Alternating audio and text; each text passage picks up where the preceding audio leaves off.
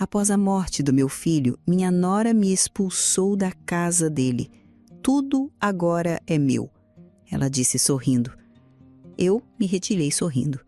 Dias depois ela me ligou implorando um local para morar. Olá, seja bem-vindo. Curta, se inscreva e ative as notificações. A batida na porta soou seca, dura, sem a delicadeza de quem vem oferecer condolências um dia depois do enterro do próprio marido. Eu sabia quem era antes mesmo de girar a maçaneta. O perfume caro e enjoativo dela sempre anunciava, como uma nuvem de arrogância que chegava antes do corpo. Abri a porta e lá estava Amanda, minha nora. Usava um vestido preto justo que parecia mais apropriado para uma festa do que para o luto, e um par de óculos de sol enormes escondia seus olhos, mas não o sorriso presunçoso que dançava em seus lábios. Beatriz? Ela disse, e seu tom não carregava uma grama de pesar. Eu sei que este é um momento difícil, mas precisamos ser práticos. Eu apenas a encarei, sentindo o cansaço pesar em meus ombros como um manto de chumbo. Meu corpo todo doía de tanto chorar. Meus olhos estavam inchados, mas ao olhá-la, uma estranha calma começou a se instalar no meu peito.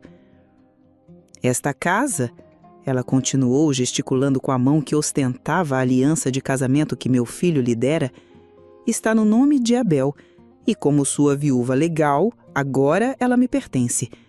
Assim como o carro na garagem, a casa de praia e todo o resto. Tudo agora é meu.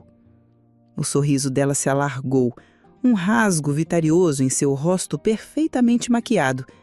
Eu sinto muito, mas vou precisar que você desocupe o imóvel. Dou a você 3 dias. 3 dias? Meu filho mal havia sido sepultado e ela já me expulsava da casa onde vivi por 20 anos? A casa que Abel fez questão de comprar para mim quando seu primeiro negócio decolou, para que eu saísse do aluguel e tivesse segurança. Olhei para o rosto dela, para a satisfação que ela mal conseguia disfarçar, e fiz algo que a surpreendeu. Eu sorri. Não um sorriso grande, mas um pequeno e sereno aceno de cabeça. Tudo bem, Amanda, eu disse com a voz mais firme do que eu esperava. Como você quiser. A confusão passou por seu rosto por um segundo. Ela esperava uma biga, lágrimas, súplicas. Ela não recebeu nada disso. Fechei a porta devagar, deixando-a do lado de fora com sua vitória vazia.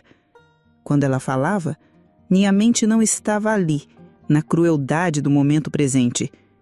Minha mente viajou para o passado, para a origem de tudo aquilo. Eu me chamo Beatriz, tenho 57 anos e minha vida foi construída ao redor dos meus 4 filhos. Criei eles praticamente sozinha depois que meu marido se foi, jovem demais, levado por um acidente de trabalho. Foi duro. Houve dias em que o jantar era só arroz e ovo, mas nunca faltou amor. Vi cada um deles crescer, formar suas próprias famílias e encontrar seu caminho. Todos se tornaram pessoas boas e trabalhadoras, meu maior orgulho. Mas Abel era diferente. Desde menino, ele tinha uma chama dos olhos, uma ambição que o movia de uma forma única. Ele não queria apenas uma vida boa, ele queria construir um império. Eu me lembro dele aos 15 anos vendendo doces na escola para juntar dinheiro para comprar seu primeiro computador. Ele dizia: mãe, um dia a senhora ainda vai morar numa casa com piscina. Eu ria e o abraçava, feliz com o sonho dele. E ele conseguiu. Com muito esforço, noites sem dormir e uma inteligência fora do comum para os negócios, Abel se tornou o rico empresário que sempre sonhou ser. E com o dinheiro, com o sucesso, veio Amanda. Ela surgiu na vida dele como um furacão, linda, sofisticada, sempre vestida com as melhores roupas. No começo eu tentei gostar dela. Pelo meu filho eu tentei. Mas havia algo em seu olhar, Uma frieza calculista que meu coração de mãe detectou na hora. Ela não olhava para Abel. Ela olhava para o que Abel podia proporcionar. Os jantares em família eram um suplício para ela. Ela mal tocava na minha comida, fazia comentários discretos sobre a simplicidade da minha casa e sempre desviava o assunto para a última viagem internacional que fizeram ou a joia caríssima que ele havia lhe dado. Meus outros filhos e noras a tratavam com educação, mas ninguém se sentia à vontade perto dela. Ela era como uma peça de cristal fino numa mesa de madeira rústica, bonita de se ver, mas que não combinava e parecia que ia quebrar a qualquer momento. "Mãe, eu a amo", Abel me disse uma noite, depois de um jantar particularmente tenso em que Amanda criticou o presente de aniversário que minha filha deu a ele, um suéter tricotado à mão. "Ela só não está acostumada com o nosso jeito. Dê um tempo a ela." E eu dei. Vi eles se casarem numa cerimônia luxuosa que pareceu mais um evento de negócios do que a união de duas pessoas que se amavam. Eu vi meu filho, cego de paixão, e entendi que não podia fazer mais nada. A felicidade dele era o que importava. Então, eu me calei e guardei minhas desconfianças para mim, limitando-me a sorrir e a abençoar a união. Eu recuei, prometendo a mim mesma que não me meteria mais em sua vida, apenas estaria lá por ele, se e quando ele precisasse. Agora, de volta à minha sala, o silêncio da casa era quebrado apenas pelo tic-tac do relógio na parede, um presente de Abel. Cada segundo que passava era um segundo a menos dos 3 dias que Amanda havia me dado. Mas eu não sentia pânico, não sentia desespero. Eu estava tranquila, pois eu sabia de algo. Um segredo que meu filho e eu compartilhamos nos seus últimos e mais difíceis meses de vida. Um segredo que Amanda, em toda a sua ganância, jamais poderia imaginar. O som do relógio na parede parecia ficar mais alto no silêncio da casa. Tic, tac.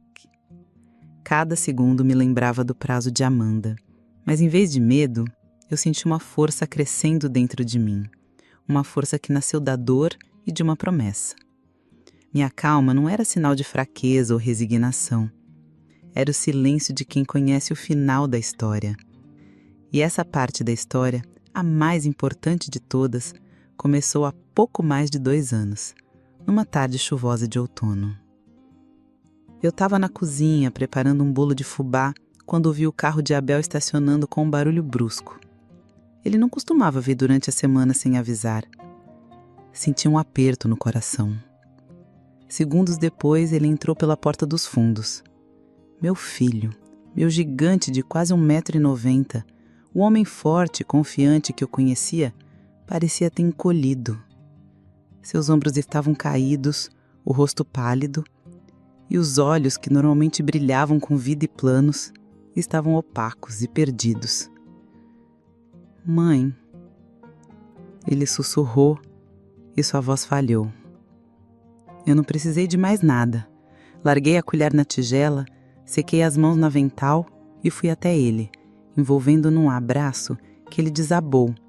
Um homem feito, um empresário de sucesso, chorou no meu ombro como um menino que um dia eu embalei no colo.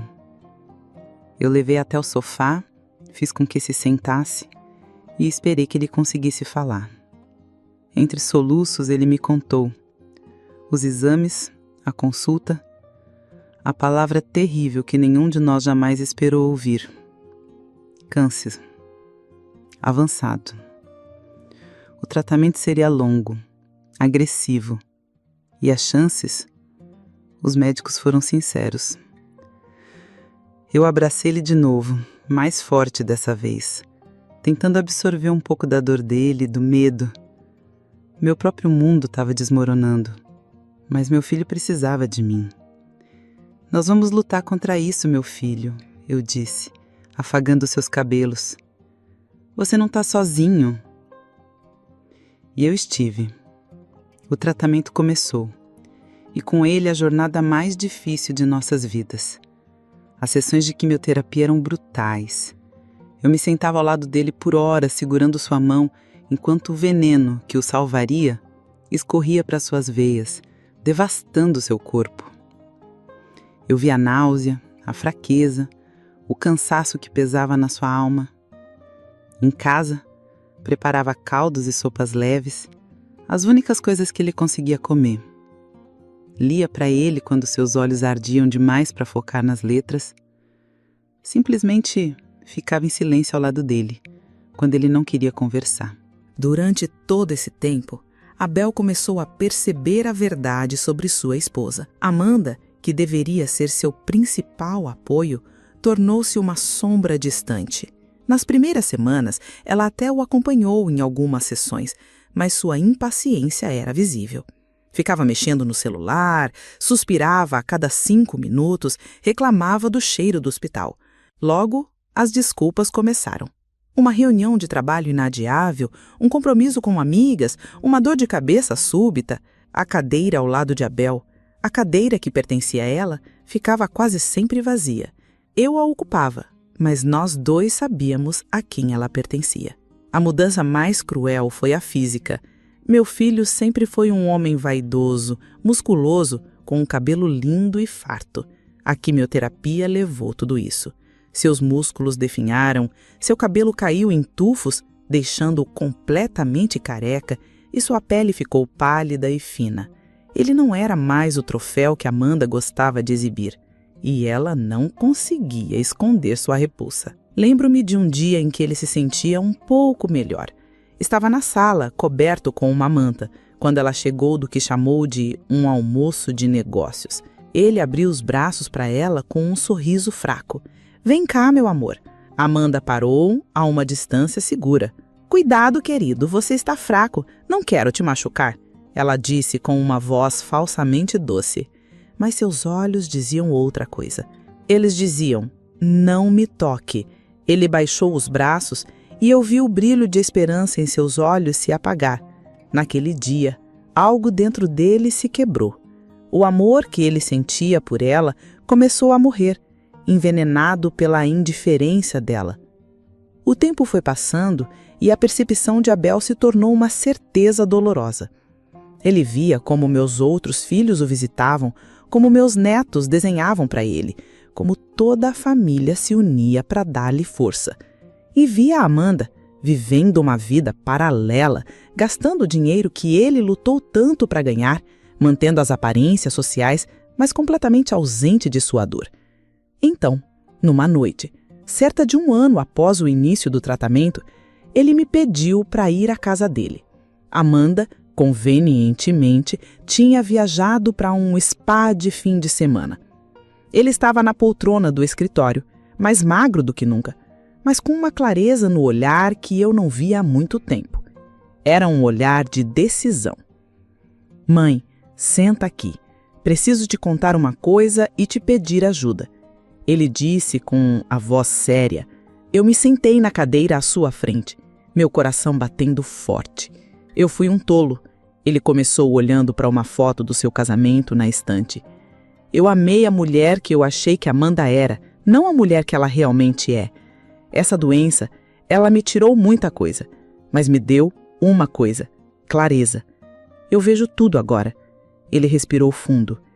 "Eu não vou deixar que a minha vida inteira de trabalho, tudo que eu construí pensando no futuro da nossa família, acabe nas mãos de alguém que me abandonou quando eu mais precisei." Ele se inclinou para frente e seus olhos encontraram os meus. "Eu quero fazer uma coisa, uma mudança grande, e preciso que seja um segredo. Nosso segredo. Ninguém pode saber, nem mesmo meus irmãos, por enquanto, e especialmente não ela." Ele me explicou o que tinha em mente, um plano cuidadoso, pensado nos mínimos detalhes, para garantir que sua vontade fosse feita, independentemente do que acontecesse com ele. Era um fardo pesado para me pedir, uma responsabilidade enorme, mas ao ver a determinação e a paz no seu rosto, eu soube que era a coisa certa a fazer. Era a forma dele de fazer justiça, de proteger a quem ele realmente amava. "Eu faço, meu filho," eu disse segurando suas mãos frias e finas. "Eu prometo." Aquele foi o nosso pacto, um segredo selado entre mãe e filho, nascido da dor e da decepção, mas executado com amor e justiça. E foi por causa daquela promessa que, ao fechar a porta na cara de Amanda, eu não senti nada além de uma paz profunda. A parte dela na história estava terminando. A minha estava apenas começando. Após 2 longos e excruciantes anos de luta, meu filho finalmente descansou. Seus últimos dias foram em casa, cercado pela família. Meus filhos, noras, genros e netos se revezaram ao seu lado. Cantamos canções de ninar para ele, lemos trechos de seus livros favoritos da infância e, acima de tudo, seguramos sua mão para que ele nunca se sentisse sozinho. Amanda fez aparições breves e teatrais, suspirando alto e dizendo a todos o quanto aquilo era difícil para ela, antes de se retirar para o quarto de hóspedes para fazer ligações importantes. No momento final, quando Abel deu seu último suspiro, ela não estava no quarto. Estávamos apenas nós, a família que o amava de verdade. Eu chorei. Chorei por dias. Chorei a dor de uma mãe que enterra um filho, uma dor que vai contra todas as leis da natureza, mas por baixo de todo o sofrimento havia um sentimento estranho e silencioso. Alívio. Alívio por ele não sentir mais dor. Alívio por seu corpo, que tanto lutou, poder finalmente repousar. Aquele alívio me dava forças para continuar. No enterro, Amanda deu um show. Chorou alto, apoiou-se em amigos que eu mal conhecia e falou sobre o amor da sua vida com uma voz embargada que convenceu a todos, exceto a mim e aos meus filhos que conhecíamos a verdade. Nós ficamos em silêncio, vivendo o nosso luto de forma real e profunda, enquanto ela vivia o dela para as aparências. Então, no dia seguinte, ela veio até minha porta com seu decreto de despejo. E depois que fechei a porta, depois que seu carro de luxo cantou pneus e se afastou, eu não me desesperei. Respirei fundo, fui até a cozinha e preparei uma xícara de camomila.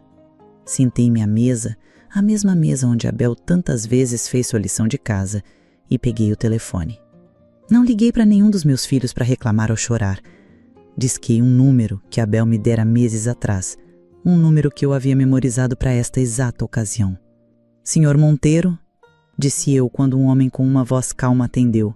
É Beatriz, a mãe de Abel. Houve uma pausa respeitosa do outro lado da linha. Minhas profundas condolências, dona Beatriz. Eu estava aguardando sua ligação. Abel me deixou instruções muito claras. Eu sei. Respondi sentindo a firmeza na minha própria voz. Amanda esteve aqui. Ela me deu 3 dias para deixar a casa. Ouvi o Sr. Monteiro suspirar. Isso é ainda mais rápido do que prevíamos. Não se preocupe com nada. Apenas faça o que combinamos. Arrume suas coisas com calma. O mais importante é que a senhora saia da casa dentro do prazo que ela estipulou. Eu farei isso, garanti. Ótimo. Assim que a senhora estiver fora, me avise. A partir daí, eu cuido de tudo. A notificação oficial será entregue a ela no dia seguinte. Desliguei o telefone e senti como se um peso tivesse sido tirado dos meus ombros. O plano estava em movimento. A promessa que fiz a meu filho estava prestes a ser cumprida. Comecei a encaixotar minhas coisas, não com a pressa de quem está sendo expulsa, mas com o cuidado de quem está preservando uma vida inteira. Em cada caixa, eu colocava um pedaço da minha história. As fotos dos meus filhos pequenos, os boletins escolares de Abel com notas impecáveis, o primeiro sapatinho de cada um dos meus netos. Eram tesouros que o dinheiro de Amanda jamais poderia comprar. Meus outros filhos me ligaram, furiosos. Mãe, ela não pode fazer isso. Vamos arrumar um advogado, disse minha filha mais velha, Sara, com uma voz tremendo de raiva. Calma, minha filha. Não façam nada. Eu tenho tudo sob controle. Apenas confiem em mim, eu pedi a cada um deles. Eles estranharam minha tranquilidade, mas me conheciam o suficiente para saber que quando eu falava com essa certeza, havia um bom motivo. Nos 3 dias seguintes, a casa se encheu de caixas. Amanda não apareceu mais, provavelmente para me dar o espaço de que eu precisava, ou mais provavelmente para não ter que lidar com a parte feia de sua vitória. Na manhã do 3º dia, um caminhão de mudanças que contratei chegou cedo. Os homens trabalharam em silêncio e com eficiência. Às 10 da manhã, a casa estava vazia. Vazia de móveis, mas cheia de lembranças que eu levaria comigo. Antes de sair, andei por cada cômodo uma última vez. Agradeci àquela casa por ter sido meu porto seguro por tantos anos. Olhei para o quintal, onde meus netos correram, para a cozinha, onde preparei tantos almoços de domingo. Não havia tristeza em meu coração, apenas gratidão e um senso de dever cumprido. Tranquei a porta, coloquei a chave debaixo do capacho, como Abel e eu combinamos que eu faria, e entrei no carro da minha filha, que me esperava no portão. Eu ia ficar com ela por um tempo. Enquanto nos afastávamos, olhei pelo retrovisor, a casa ficando para trás. Eu não estava perdendo um lar, estava apenas virando uma página muito dolorosa, mas necessária para que a justiça do meu filho fosse feita. Naquela mesma noite, já acomodada no quarto de hóspedes da casa de Sara, meu celular tocou. Era o senhor Monteiro. Dona Beatriz, só para confirmar, a senhora já desocupou o imóvel? Sim, senhor. Saí hoje de manhã, bem antes do prazo. Perfeito, disse ele, e eu pude ouvir um tom de satisfação em sua voz. Então está tudo em ordem. A notificação judicial será entregue a ela amanhã, em primeiro horário. Acredito que a senhora terá notícias em breve. Agradeci e desliguei. Olhei pela janela o céu estrelado e pensei em Abel. A parte mais difícil da minha promessa estava cumprida. Agora era só esperar. E eu sabia que não teria que esperar muito. A espera durou menos de 24 horas. Na manhã seguinte, eu estava sentada na varanda da casa de Sara, tomando um café com meus outros 3 filhos, que ainda me olhavam com uma mistura de preocupação e curiosidade. Foi então que decidi que era hora de eles saberem a verdade completa, a mesma verdade que Amanda estava prestes a descobrir da maneira mais dura. Crianças, comecei, e todos se calaram. Eu sei que vocês não entenderam minha calma nos últimos dias, mas eu estava apenas seguindo as instruções de Abel. Eu expliquei tudo. Contei a ele sobre o casamento com separação total de bens, um detalhe que Abel insistiu em ter apesar dos protestos de Amanda na época. Ele dizia que era para proteger o patrimônio da família, e agora eu entendia o quão visionário ele havia sido. E então, contei o segredo. Contei sobre a noite em que Abel, já ciente da gravidade de sua doença e profundamente desiludido com a esposa, me chamou para seu escritório. Com a ajuda do senhor Monteiro, um advogado de sua extrema confiança, ele havia iniciado um processo para transferir, em vida, todos os seus bens para minha nome. As casas, os carros, as aplicações financeiras, a empresa, tudo. Ele não queria que a mulher que o abandonou para morrer sozinho se beneficiasse de seu sacrifício. Eu disse com a voz embargada pela emoção. Ele me fez prometer que eu cuidaria de tudo e de todos. Meus filhos me olhavam boquiabertos, processando a informação. A raiva que sentiam contra Amanda deu lugar a um imenso respeito pela inteligência e pelo cuidado do irmão. Havia lágrimas em seus olhos, mas também um entendimento profundo. Estávamos juntos nisso. Foi nesse exato momento que meu celular tocou. Na tela o nome Amanda. Trocamos um olhar. Respirei fundo e atendi, colocando no viva voz, para que todos ouvissem. O que veio do outro lado não foi uma voz, foi um grito. Um som agudo, histérico. O que você fez? Eu recebi uma carta, uma notificação, dizendo que eu tenho que desocupar esta casa, minha casa, dizendo que tudo é seu. Isso é mentira. Você é uma ladrona. Eu esperei que ela parasse para respirar e então respondi com a voz mais serena que consegui encontrar. Não é mentira, Amanda, e eu não roubei em nada. Tudo foi feito de forma legal, por desejo expresso do meu filho. Impossível! Abel me amava, ele nunca faria isso, ela gritou, mas sua voz já tinha um tom de desespero.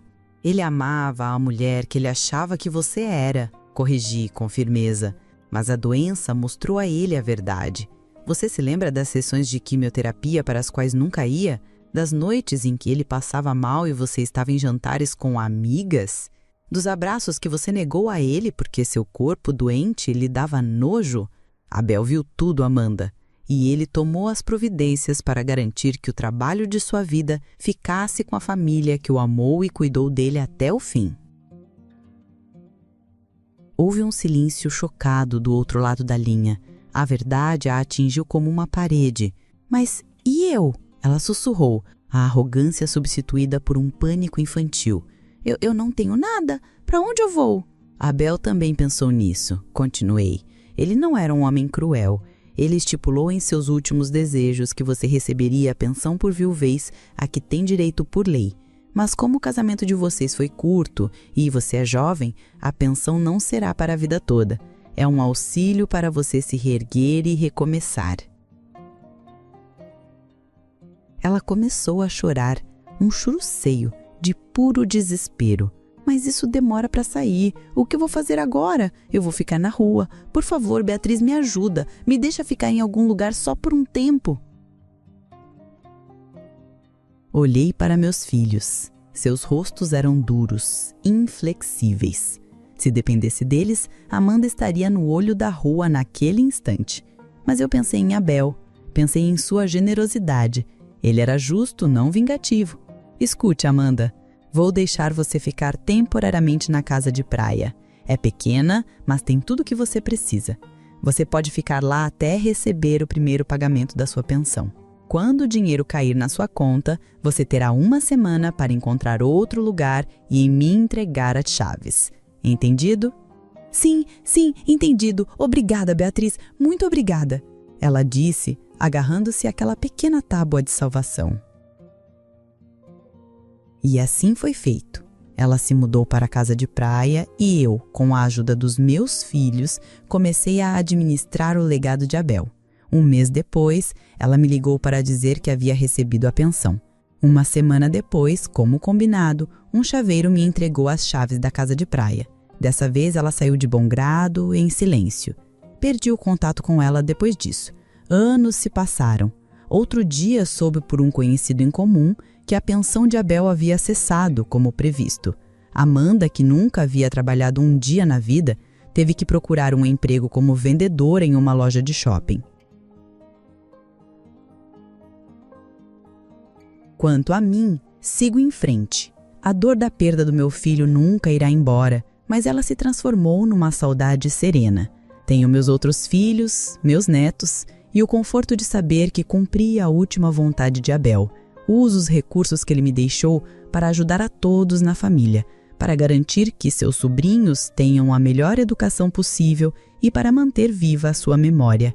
Sempre me lembrarei de Abel, não pela sua doença ou pelo seu fim, mas como o homem gentil, brilhante e justo que ele sempre foi.